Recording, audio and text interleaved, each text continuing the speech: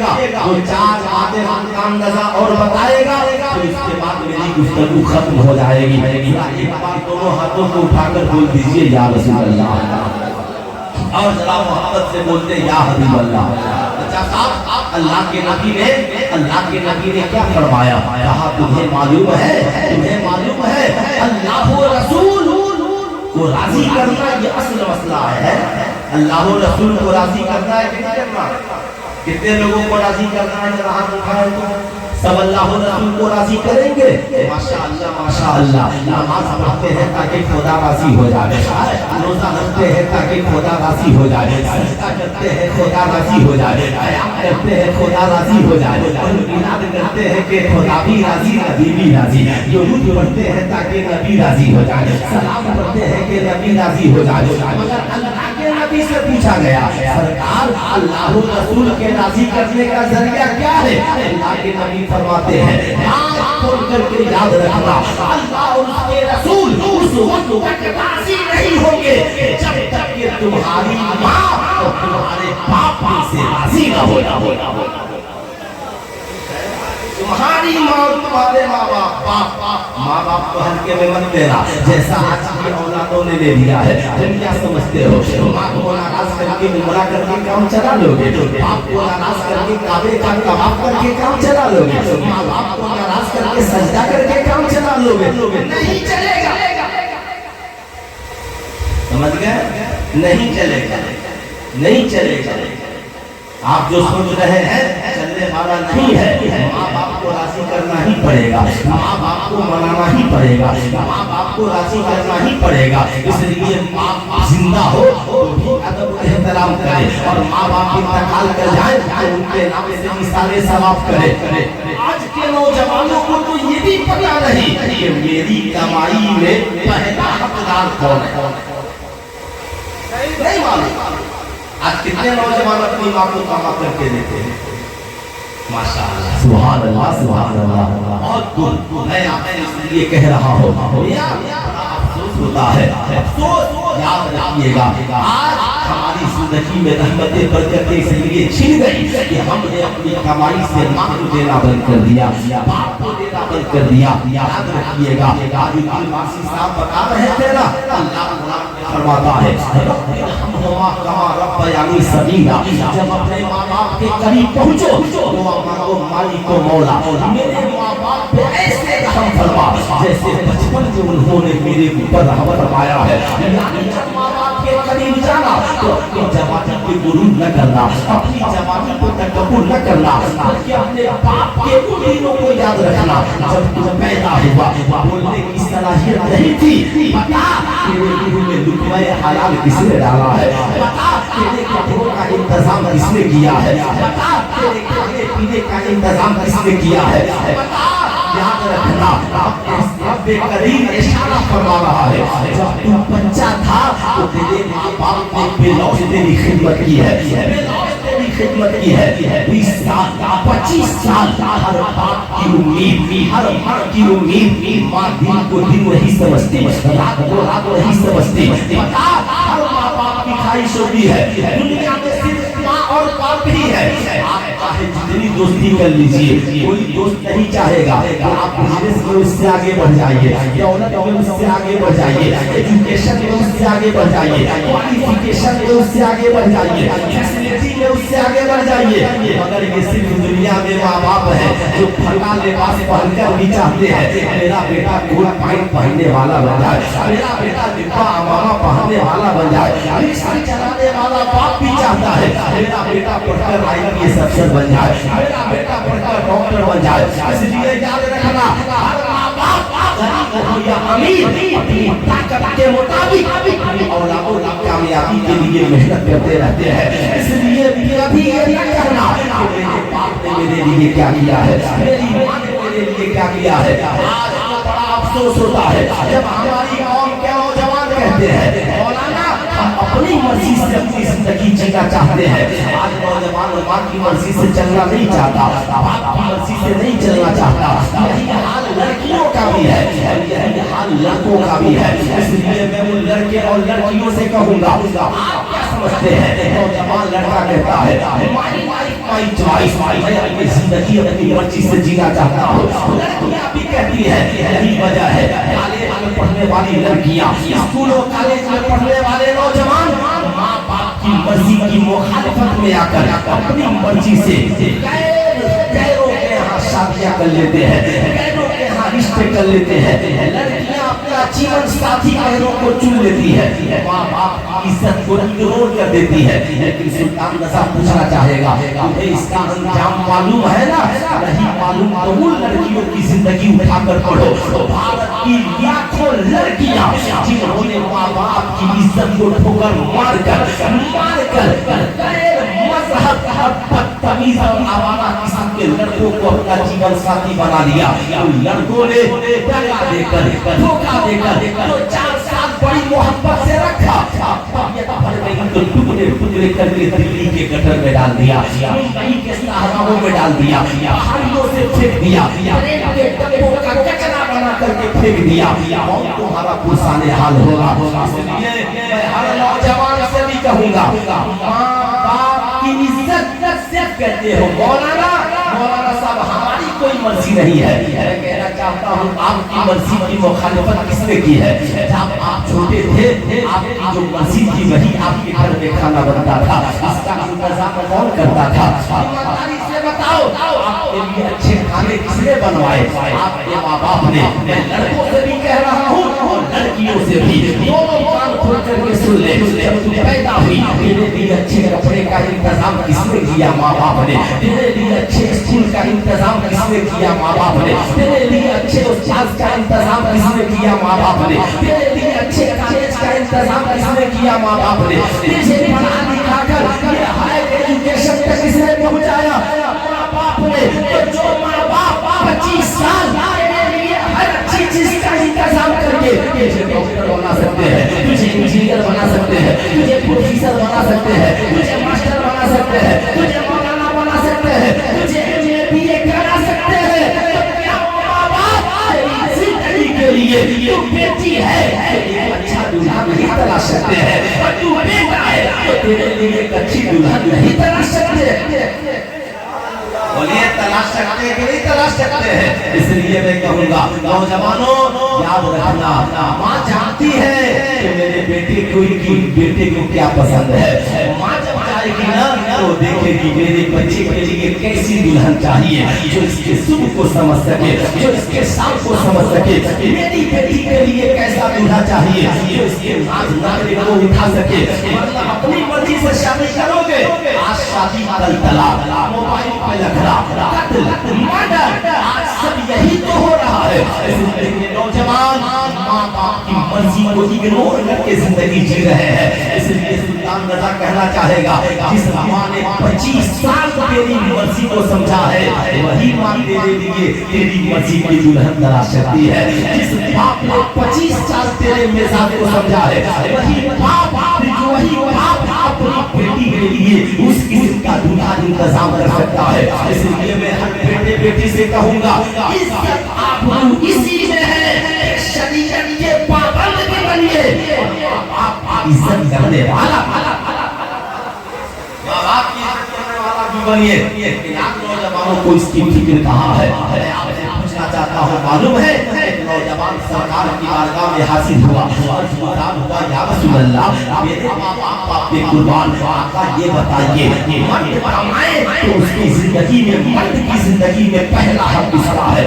और के ताजेदार फरमाते हैं, मर्द की जिंदगी में पहला हक उसकी माँ का है। हमारी पूरा मजमा हाथ उठाकर बोल दीजिए, हमारी जिंदगी में पहला है इसका हमारी माँ का। बूढ़े लोगों को हाथ उठाने की जरूरत नहीं है, नौजवान हाथ उठाकर बोल दे हमारी माँ का। तो नौजवान फिर अर्ज़गुज़ार हुआ, अब किसका? आका फरमाते हैं तुम्हारी माँ का। फिर नौजवान ने पूछा अब किसका? आका फरमाते हैं तुम्हारी माँ का। चौथी बार अर्ज़गुज़ार हुआ, या रसूल अल्लाह अब किसका? आका फरमाते हैं तुम्हारे बाप का। 3 बार हुजूर ने माँ का जिक्र किया, वालिद का जिक्र किया। मगर एक बात याद रखिएगा, माँ बाप का रुतबा उस हाथ से کر نہیں ہے, ٹیچر سے بڑھ کر نہیں ہے, وہ عالم جو آپ کو درس دے رہا ہے اس عالم سے بڑھ کر نہیں ہے. اس لیے کہ ماں باپ کھانا کھلاتے ہیں مگر ایک عالم آپ کو زندگی جینے کا طریقہ بتاتا ہے, ایمان کا طریقہ بتاتا ہے. اس لیے میں نے اس مسئلے کی وضاحت کر دی کہ آج کل بہت ہنگامہ چل رہا ہے. ہنگامہ آ رہی ہے, آپ کے لیے جاننا بھی ضروری ہے. میں یہ بول رہا ہوں میرے دوست نوجوان ہے, 3 بار حضور نے ماں کا ذکر کیا, 1 بار والد کا. یہ مسئلہ اعلیٰ حضرت کی بارگاہ میں پہنچا.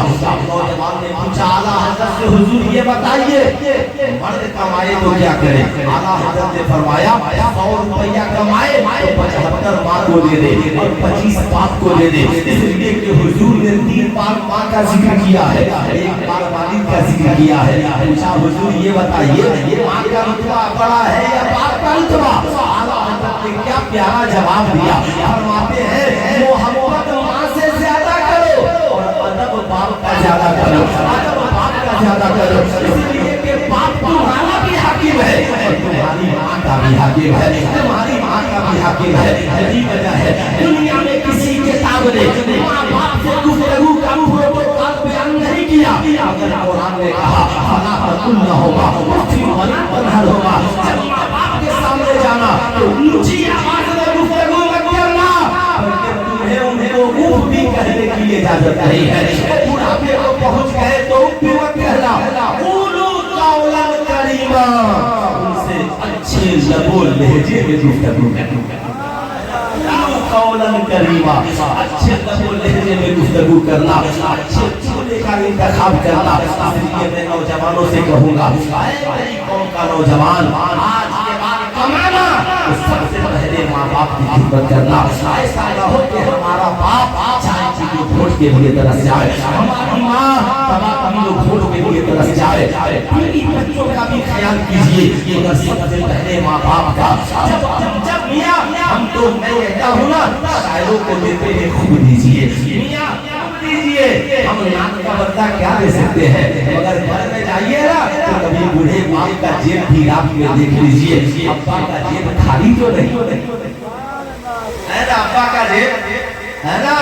خانقاہوں میں جا کر لفافے دینے والوں میں کہوں گا خوب دو خانقاہوں میں, مگر تیری بھی یہ خانقاہ ہے جو باپ ہاتھ اٹھا دے تو عبادت نہیں ہوگی. تیری بھی یہ خانقاہ ہے جہاں باپ دعا کے لیے ہاتھ اٹھا دے تو رد نہیں ہوگی. اس باپ کا بھی جیب دیکھ لے, باپ سے بیٹے سے کوئی حساب نہیں ہوتا.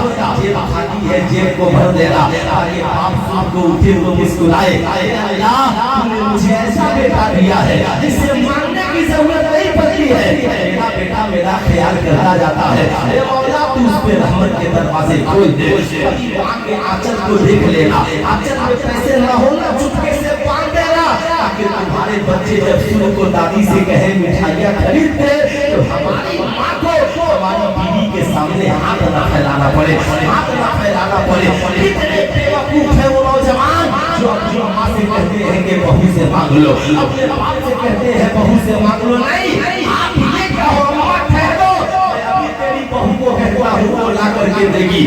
میاں میں تقریر کر رہا تھا جھارکھنڈ میں, حضور سید بادشاہ میاں تقریر سن رہے تھے. یہاں سے نام لگا جب یہاں تک پہنچا دیا نا تو ماں باپ کو دینے کا طریقہ بھی بتا دو. میں نے کہا حضور طریقہ کیا ہے؟ کہا جب ماں باپ کو دینا, ماں باپ کو دینا, ماں باپ کو دینا تو یوں لینا اور ہاتھ میں یوں رکھ لینا اور کہنا دینا ابا حضور آپ کو جتنی ضرورت ہو لے لے, تاکہ دیتے وقت بھی ادب سلامت رہے. بیٹے کا ہاتھ نیچے رہے, باپ کا ہاتھ اوپر رہے, میاں بہو کا ہاتھ نیچے رہے اور ماں کا ہاتھ اوپر رہے. یہ یاد رکھیے گا جو لوگ ماں باپ کے وفادار ہو گئے اور ماں باپ کو راضی کر لیا, جنت ان کے لیے کنفرم ہو گئی. انہی کے روزے قبول ہے, انہی کی نمازیں قبول ہے, انہی کے درود قبول ہے, انہی کے سلام قبول ہے, انہی کی محبت اللہ اس کے رسول کو قبول ہے.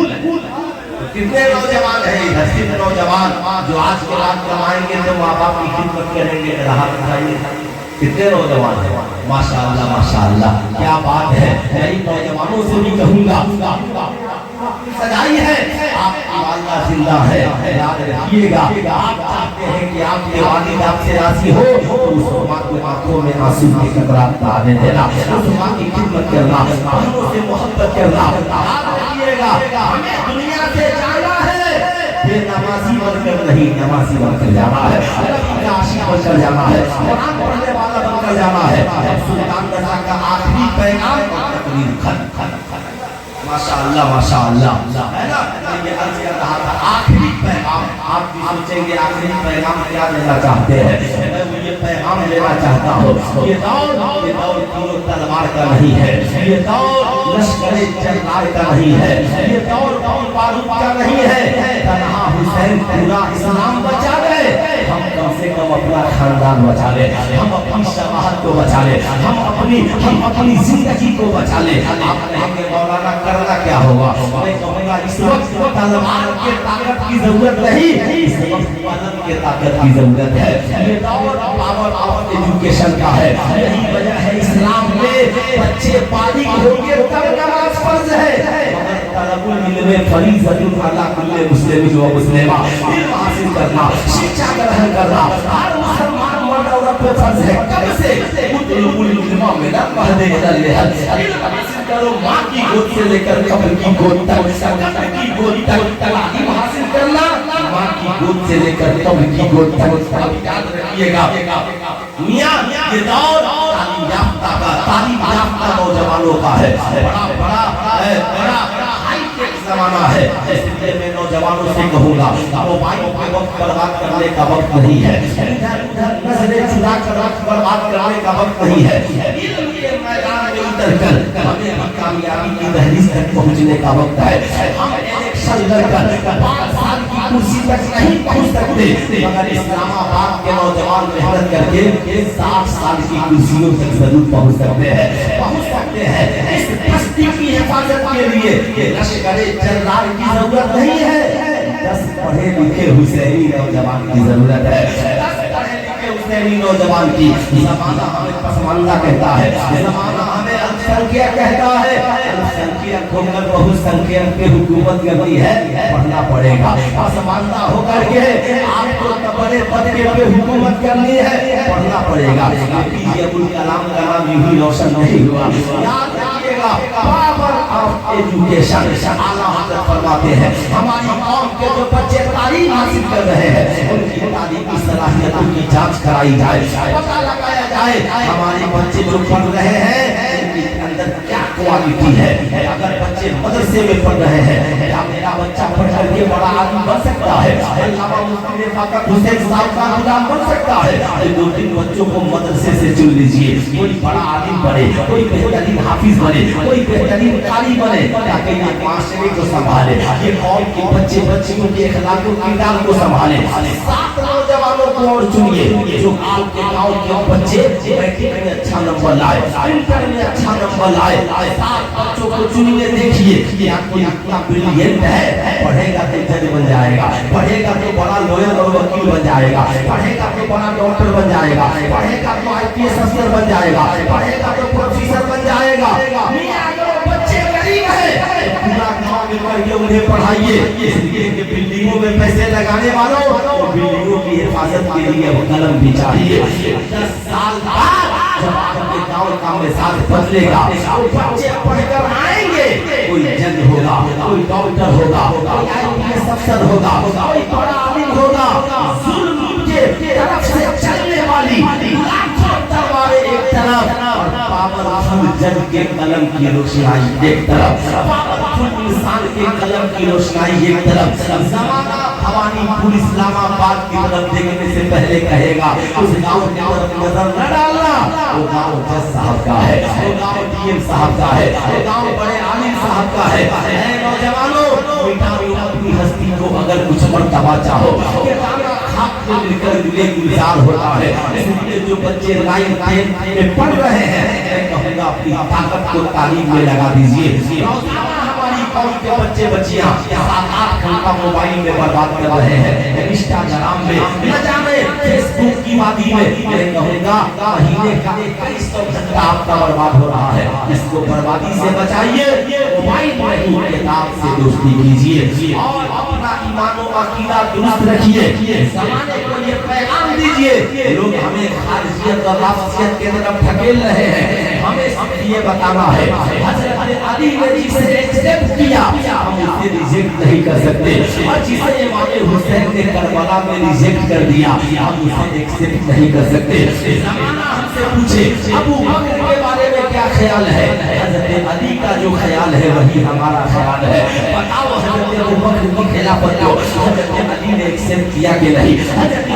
حضرت عمر کی خلافت کو حضرت علی نے ایکسپٹ کیا کہ نہیں؟ حضرت عثمان غنی کی خلافت کو حضرت علی نے ایکسپٹ کیا کہ نہیں؟ جو جسے علی نے ایکسپٹ کیا ہم نے اسے ایکسپٹ کیا. کربلا میں جس یزید کو حسین نے ریجیکٹ کر دیا ہم رہتی دنیا تک اسے ریجیکٹ کر دیتے ہیں، ہم اسے اپنا نہیں سکتے. حضرت امیر معاویہ سے امام حسن نے صلح کر لی تو پھر ہم اس میں کلام نہیں کر سکتے.